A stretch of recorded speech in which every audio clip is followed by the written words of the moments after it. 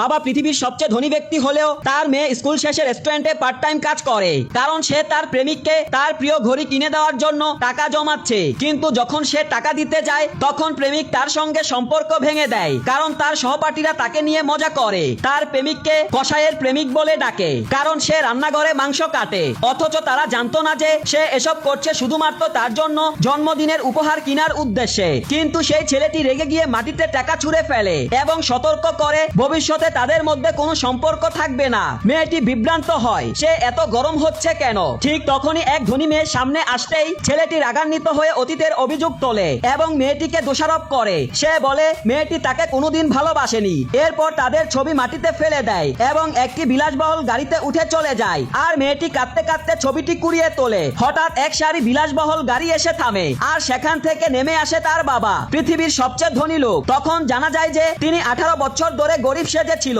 শুধুমাত্র খারাপ মানুষদের কাছ থেকে তার মেয়েকে দূরে রাখার জন্য। এবার মেয়েকে কষ্ট পেতে দেখে তিনি আসল পরিচয় প্রকাশ করে এবং মেয়েটির ফোনে তার পকেট মানি ট্রান্সফার করে। কিন্তু মেয়েটি হতবাক হয়ে যায় যখন সে দেখে তার ফোনে বিলিয়ন বিলিয়ন টাকা। সে বাবাকে বকুনি দেয় এতদিন সত্য গোপন রাখার জন্য।